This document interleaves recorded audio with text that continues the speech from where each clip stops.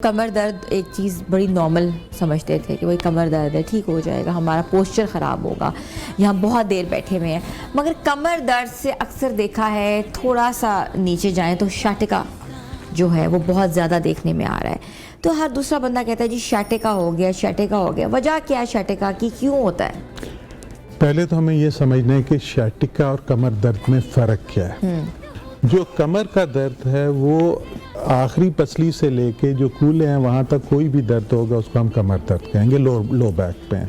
और अंग्रेज़ों का बड़ा मशहूर मुहावरा है, वो कहते हैं कि जी आपको कमर दर्द और स्पाउस के साथ रहना आना चाहिए, कि you need to learn to live with your spouse and your back pain, right? Okay, ठीक है ना, this is very famous thing.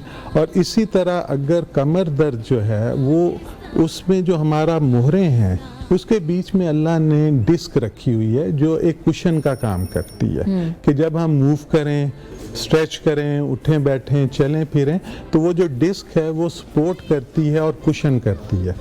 कई दफ़ा ये होता है कि बॉडी में जो सबसे पहले जो टिश्यू डीजनरेट करता है वो डिस्क है। इवन 25-26 साल की उम्र में डिस्क जो है ये खुश्क होना शुरू हो जाती है। और मॉडर्न लाइफस्टाइल में जब हमारी बच्चों की भी कॉन्टीन्यूस सिटिंग है, सारा कुछ टैबलेट्स पे असाइनमेंट्स, ये वो कोई फिजिकल एक्टिविटीज़ नहीं है। अगर मैं याद करूँ तो अगर हमें डांट पड़ती थी तो इस वजह से पड़ती थी कि हम लोग ग्राउंड में पाए जाते थे। अब हम अपने बच्चों को देखें, वो अपने बेडरूम और स्टडी से ही नहीं निकलते। उनको ग्राउंड का पता ही नहीं है। उनको पता ही नहीं है ग्राउंड में कोई चीज़ होती है वहाँ लोग खेलते हैं। तो उसकी वजह से उनके मसल्स भी वीक हैं, और जब आपकी बॉडी वेट बेयरिंग नहीं करती तो जो हड्डियों की डेंसिटी है, जो उसकी स्ट्रेंथ है, वो उस तरह से कैल्शियम एब्जॉर्ब नहीं कर रही होती।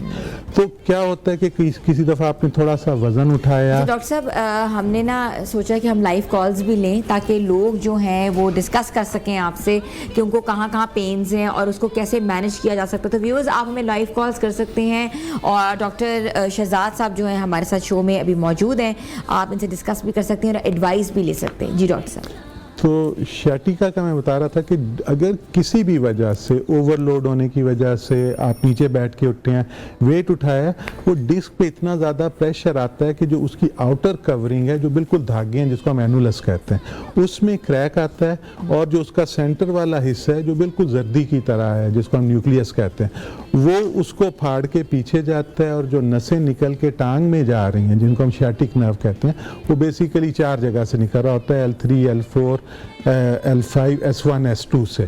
तो वो किसी भी जगह पे अगर डिस्क की इन्फ्लेमेशन है, उसकी सोजिश है, और वो पीछे जाके नर्व की सोजिश कर रही है, तो वो फिर पूरी टांग में दर्द जाता है जिसको हम शाटिका कहते हैं। ठीक है। और ये इतना शदीद दर्द है कि इंसान बिल्कुल मफलूज होकर रह जाता है। डॉक्टर साहब एक कॉलर हमारे साथ है, तारिक साहब हैं जी लाहौर से। अस्सलाम वालेकुम। जी वालेकुम सलाम। जी तारिक साहब क्या पूछना चाहेंगे? जी मैं पूछना चाह रहा हूँ डॉक्टर साहब से कि जो ये आर्थराइटिस होता है जिसको उर्दू में गैंठिया बोलते हैं, उसकी पेन मैनेजमेंट के लिए क्या तरीकेकार है?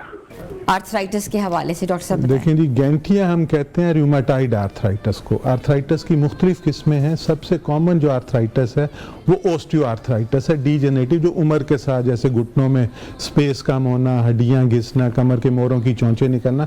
लेकिन जिनकी तारिक साहब बात कर रहे हैं वो मोस्ट लाइकली रूमेटाइड आर्थराइटिस या गैंठिया की बात करें। गैंठिया जो है ये एक ऑटो इम्यून डिजीज़ है। ये इसका एज के साथ, वेट के साथ कोई ताल्लुक नहीं है।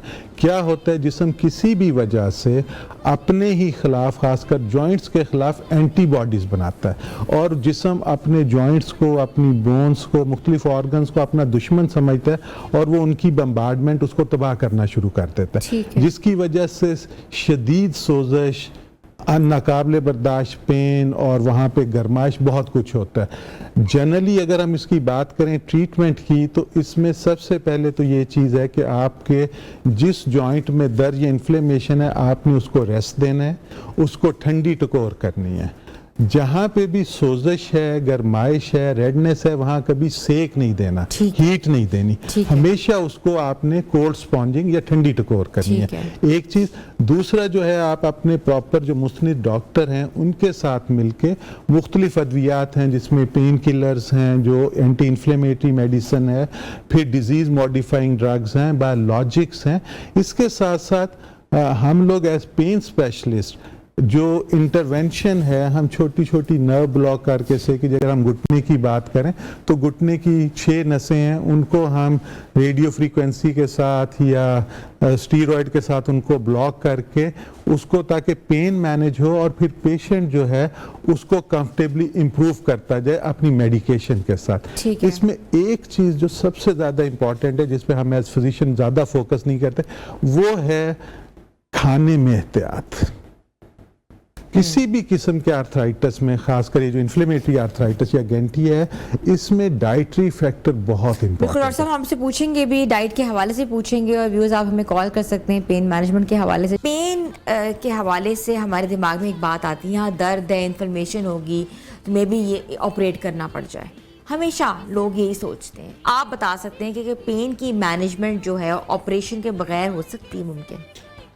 बिल्कुल, बहुत ही अच्छा क्वेश्चन है और ख़ासकर अगर हम स्पाइन की बात करें कि गर्दन का दर्द है, मोरों का दर्द है, कमर का दर्द है, तो उसमें बहुत सारे लोग जो हैं उनको एडवाइस की जाती है कि जी आप सर्जरी करवा लें। ठीक है, आज के दौर में सर्जरी की 2 वजूहात हैं सिर्फ। उसकी एक वजह यह है कि अगर मरीज़ का पेशाब या पखाना का कंट्रोल ख़त्म हो रहा हो जिसको हम कॉडाक्वेना कहते हैं, वो एक वजह है। दूसरी वजह यह है कि अगर उसकी बाजू या टांग जो है या टांगें उनकी हरकत कम हो रही हो जिसको हम कहते हैं मोटर वीकनेस। अगर ये 2 वजूहात हैं कि पेशाब पखाने का कंट्रोल चला जा रहा है कि उसको नहीं पता चल रहा है उसका पेशाब निकल रहा है या पखाना नहीं आ रहा, और दूसरी वजह यह है कि टांगें वज़न ना लें या हाथ काम ना करें। इसके अलावा आज के दौर में पेन के लिए किसी सर्जरी की कोई ज़रूरत नहीं है। पहली चीज़ ये है कि physio rehab along with medication. अगर 2 हफ्ते के ट्रीटमेंट से मरीज़ ठीक हो जाता है तो कुछ और नहीं करने की ज़रूरत। अगर खुदा ना खास्ता उसकी दर्द इतनी ज़्यादा है कि वो मेडिसन और फिजियो से कंट्रोल नहीं हो रही तो फिर हम उसमें छोटी सी जो मॉडर्न मेडिकल साइंस की ब्रांच है जिसको हम कहते हैं इंटरवेंशनल पेन मेडिसन, कि हम कैमरा, फ्लोरोस्कोप, अल्ट्रासाउंड के साथ देख के पहले तो ये डायग्नोस करना है कि जी दर्द की वजह क्या है। ठीक है, वो अगर आप डायग्नोस करते हैं तो उसके बाद वो जो पेन ट्रिगर है जिस वजह से पेन हो रही है, कोई नर्व पिंच है, कोई हड्डी का फ्रैक्चर है, मोरे का फ्रैक्चर है, तो उसको अकॉर्डिंगली हम मिनिमली इन्वेसिव कि हमने कोई चीरा नहीं देना, कोई इंसिजन नहीं देना, मरीज़ को बेहोश नहीं करना। कैमरा हमें पूरी सारी साइड से टीवी पे दिखाता है, हम सिर्फ जिल्द को सुन करके से कि जी डिस्क की साइड पे वो नस दब रही है, वहाँ जाके हम दवाई इंजेक्ट करते हैं। 15 से 20 मिनट का काम है, कोई बेहोशी नहीं। इसी तरह अगर कोई गिरा है और उसको मोरे का फ्रैक्चर और उसमें कमज़ोरी नहीं आ रही, सिर्फ दर्द है, तो हम मोरे के अंदर जाके सीमेंट भर सकते हैं, काइफोप्लास्टी, वर्टिब्रोप्लास्टी कर सकते हैं। तो इतनी आसान, इतनी जदीद चीज़ें आ गई हैं कि सर्जरी जो है वो सिर्फ 2 वजह में रिकमेंडेड है, जैसे मैंने पहले अर्ज़ किया।